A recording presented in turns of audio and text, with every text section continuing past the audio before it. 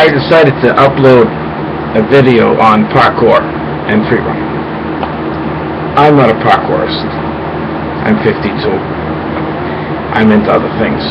However, I have a 15-year-old son that is actually getting formal training for it and is very good at it. I've seen several videos, uploads about it, and I think it's an exciting discipline. I do not call it a sport, it's a discipline, much like martial arts disciplines. From what I understand, it started with the French military in World War I. Not World War I. This was 100 years ago. It is an incredible discipline.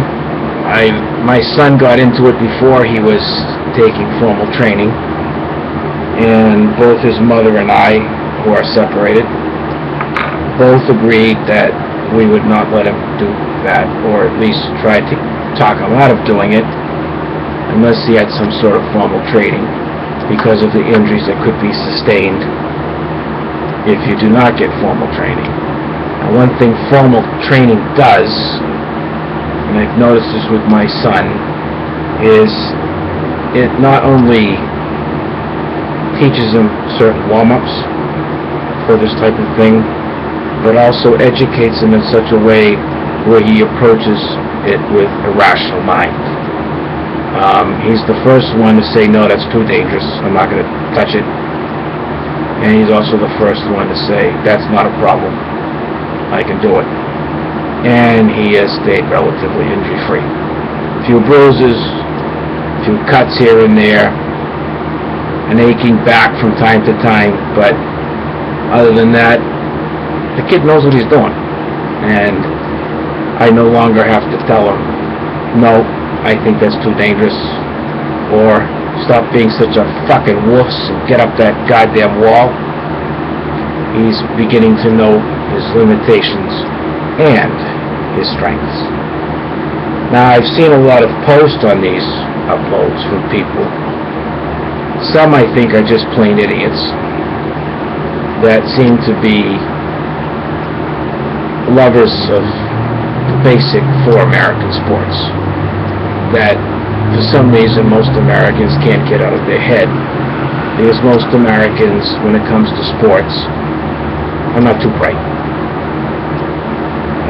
They can't walk and chew gum at the same time. Football, baseball, hockey, basketball, after that they have no clue.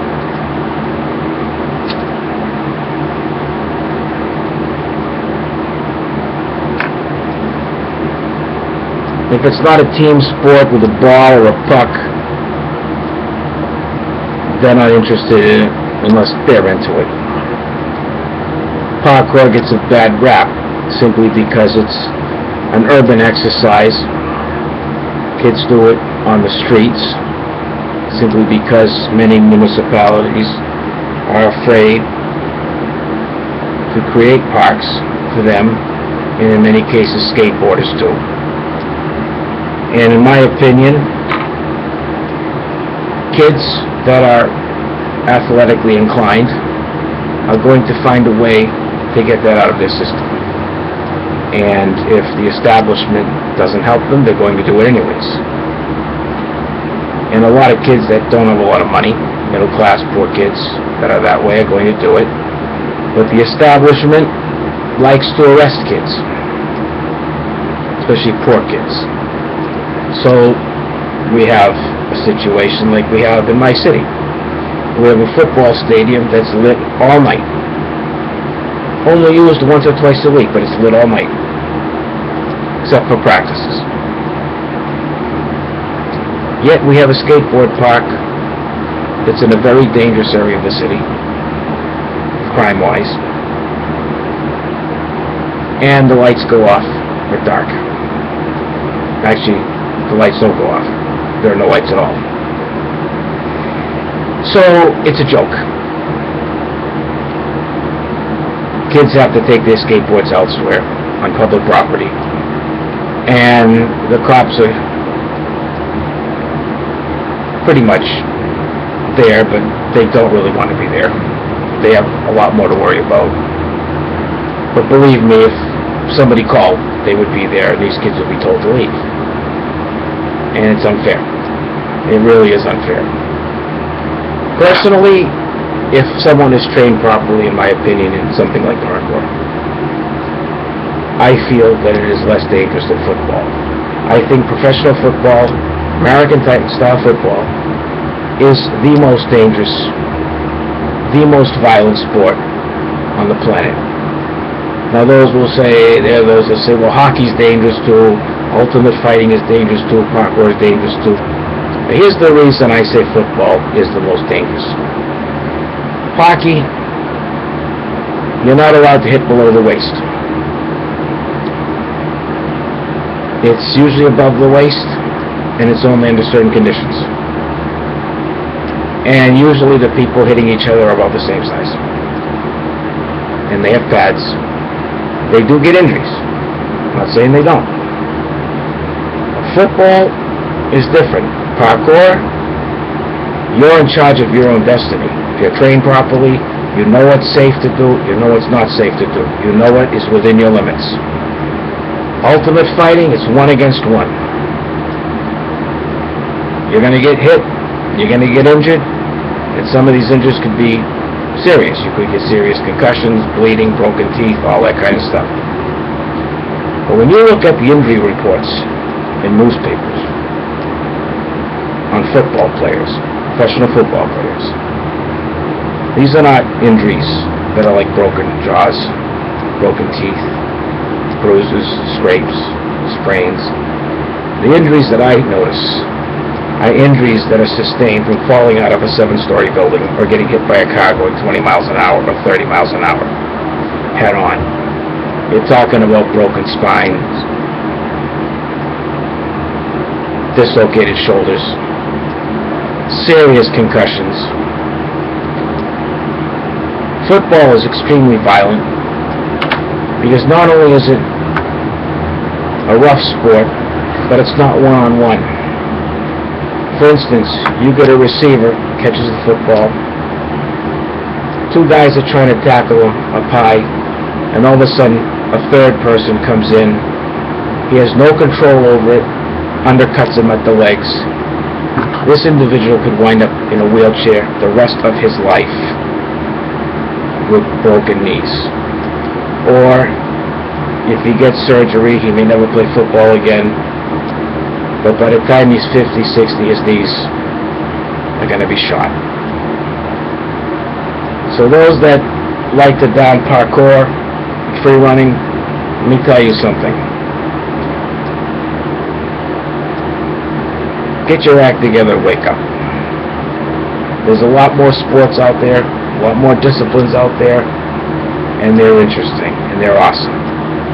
And there are those I've noticed that are saying, well, this is okay in parkour, but the flips are unnecessary. It's all necessary. It's all part of the discipline. If someone is learning karate, for instance, you can't say that one part of the discipline is necessary and the other part is not. It all goes together. It's part of the discipline. A lot of what I see at my son's training facility when I go once in a while and see him get trained has military written all over it. And like I said before, I was told that it started with the French military in World War I. And when you watch these kids train, you can see the military background right there. One of the things they do is when they do their front flips, they start high. They go down, they land on their hands. They make sure they got a pretty good clearance between the top of their head and the floor, and then they do their flip. I could just picture World War I, soldiers with guns wrapped around their back with bayonets sticking up over here. There's a reason why they go high, so that they can have a clearance so the bayonet doesn't fall off.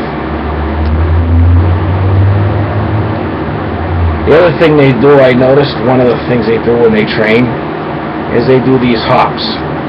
They start on all fours, on their feet and on their hands. And they leap on their hands and feet forward about 20 feet, and then they immediately backtrack to where they started. then they go 30 feet, come back. This, in my opinion, mimics trench warfare. Going out, trying to get something, come back, go out, try to get something, and a lot of times on the way, they will do a front flip, or even a back flip, or all kinds of funny things. Because when you're at war, especially in those days, you could come under ammunition attack, ammunition fire. You have to be ready for the third move. You go like this, and all of a sudden you think you're going to come under attack. Someone's about to put a bullet in your head. You've got to do something quick. And what these kids do, they do that flip. It mimics the soldiers flipping really quick to get out of the way so the bullet misses and they can have time to get into another position, get their rifle around, and fire back and take out the enemy. So a lot of the people out there that are telling me that parkour is a useless thing, a pain in the ass, just same morons that tell you that skateboarders are all a pain in the ass. They're not a pain in the ass, they're just kids that are going to do what they want to do and have fun and live their life and pursue their dreams. So instead of calling them a pain in the ass, why don't you get together with your counselors in the city, your legislatures, try to get some sort of insurance covering them in the city parks so that they can get health care just in case they get hurt. You do it for the football teams, you do it for the baseball teams, you do it for all these other... Well, let's have some parkour parks in this country. Let's have some parks, decent parks for parkourers and skateboarders. And all these other little things kids like to do. All you parkourers out there, live your life. Get training and do it right. Peace.